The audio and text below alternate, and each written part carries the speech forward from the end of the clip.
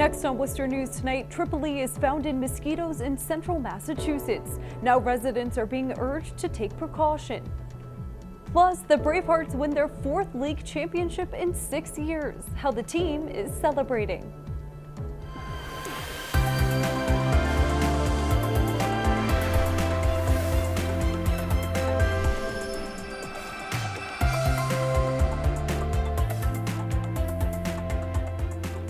Good evening and thank you for joining us. I'm Brittany Schaefer.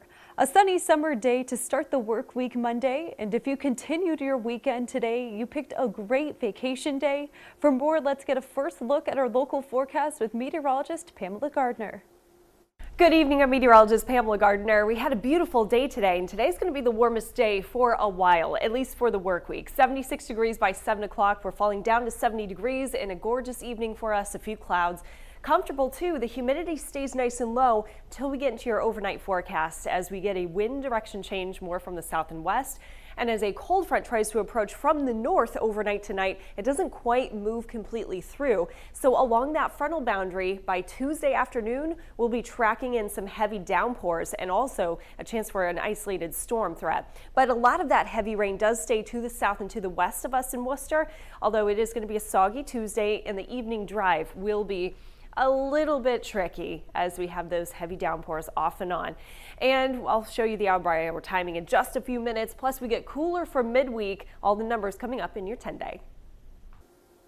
Mosquitoes tested positive for Tripoli in 4 communities in central Massachusetts. The West Nile virus was also found in mosquitoes here last month. Experts say it's important to take precautions to avoid possible infection. Our Chandler Walsh joins us live now with more. Chandler? Brittany, no human cases of Triple E have been found in central Massachusetts, but mammal-biting mosquitoes with the virus have been found in some communities here. Central Mass Mosquito Control says the risk level has been upgraded to moderate in these areas.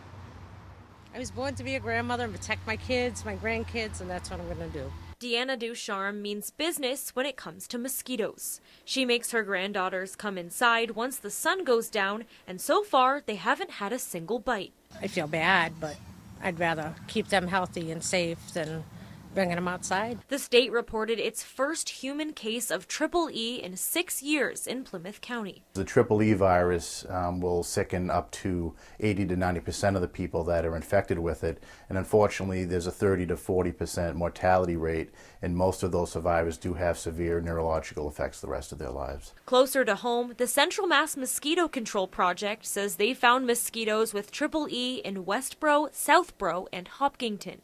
Executive Director Timothy Deschamps says they've sprayed the area and are monitoring it. In areas that have not identified the virus at this time doesn't necessarily mean the virus is not present.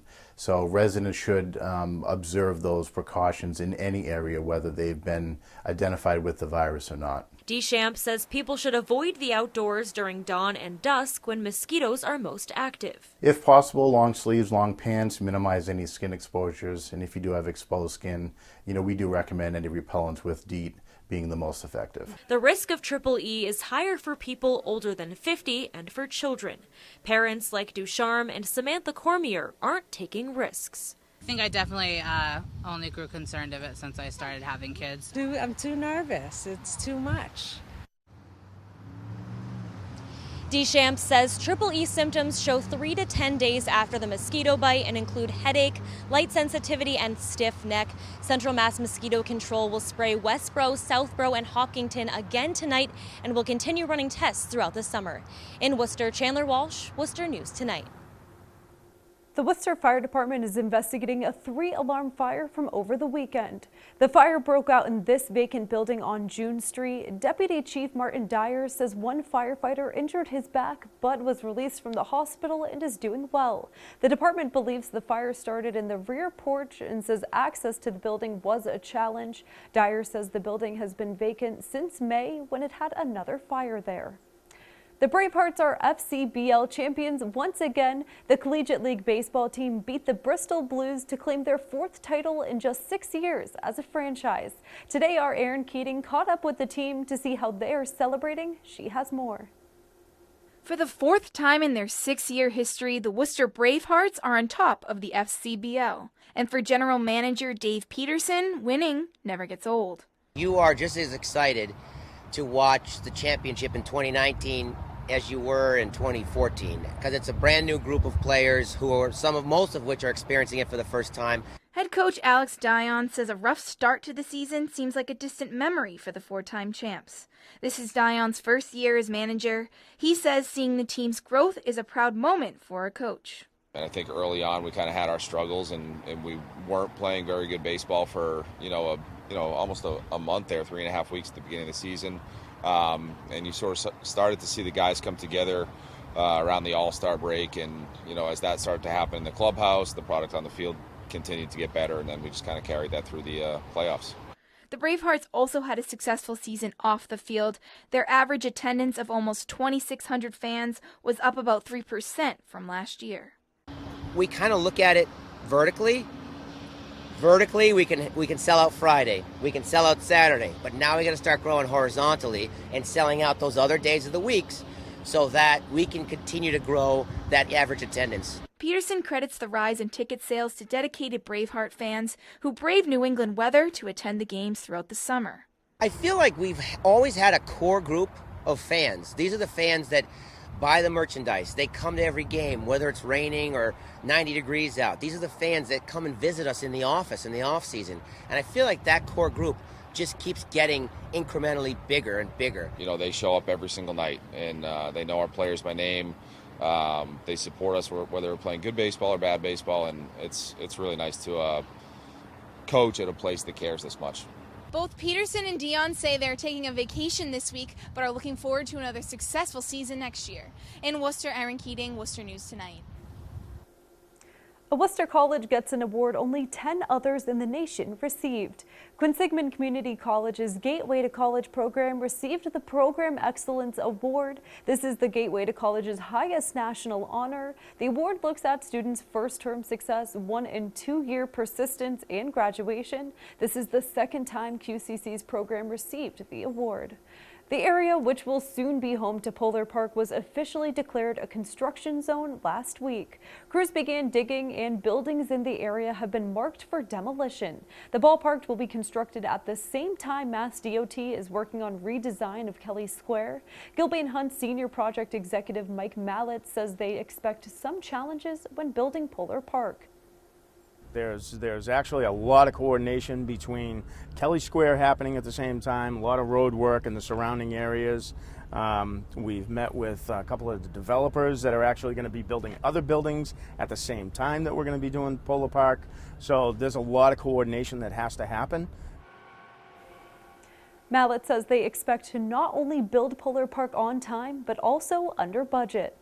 While the Canal District is adding businesses, one local bar owner announces he will be leaving. Former Worcester County Sheriff Guy GLODIS is selling the Ballot box. The bar opened in 2017, and GLODIS says it's time for him to move on. Our Cam Jandro joins us live now from outside of the Ballot box with more. Cam? Yeah, Brittany, owner Guy GLODIS says after 2.5 years, it's time for him to step on. He feels like he kind of fell into this project simply because he owned the plot of land here in Kelley Square. And even with the Paw Sox on their way, it's a bittersweet goodbye to something he loves. Worcester's Ballot Box Bar has served out its term. Owner Guy GLODIS is selling the business. It's a tough decision, I just love the neighborhood, I love the business. We received a great offer and wanted to take advantage of it, but I really just want to thank the customers and the patrons that have come in. GLODIS opened his politically themed bar in the winter of 2017 in the heart of Kelley Square. The infamous intersection is set for a complete redesign expected to start this fall. The former sheriff and legislator says the construction had no bearing on the sale, but is a concern he has for the whole neighborhood. To be able to change something as monumental as Kelley Square in 18 months seems a little hasty, especially where they've changed the plan 3 or 4 times. GLODIS expects to finalize the sale within the next week. It comes a month after the Worcester Red Sox broke ground on their new AAA stadium, literally steps away from the bar's front door. For GLODIS, it's a bittersweet goodbye. but he hopes to see the Canal District continue to thrive. Yeah, I've always been an optimist. You know, I've held a lot of different offices. I've had different businesses, and you know, you always look at one thing. The end of one thing's the beginning of another. So it was a great venture, but let some people come in and they can really take this whole development to the next level. And I think the new owners will be able to do just that. Now, GLODIS says there will be celebrations on both Thursday and Friday. Those will be the last days you can ever step in the ballot box. In Worcester, I'm Cam Jandro, Worcester News Tonight. Thank you, Cam. And while one business owner is saying goodbye to the Canal District, another is saying hello. Insomnia Cookies opened their doors for the first time Sunday. The popular chain is known for, you guessed it, cookies, but they're also known for their ability to deliver. Insomnia will bring you cookies up until 3 o'clock in the morning. The business says they're excited to be a part of the redevelopment in Kelley Square and the Canal District. We are committed to always serving and delivering a warm cookie along with ice cream, brownies, cookie cakes. That's what I think really sets us apart, is that we are focused on always serving warm cookies, and we can deliver till 3 a.m. There's not many other options that late at night, so we want to be here for you. Insomnia expects to host a grand opening celebration in September. You can sign up for a free cookie by visiting their Facebook and Twitter.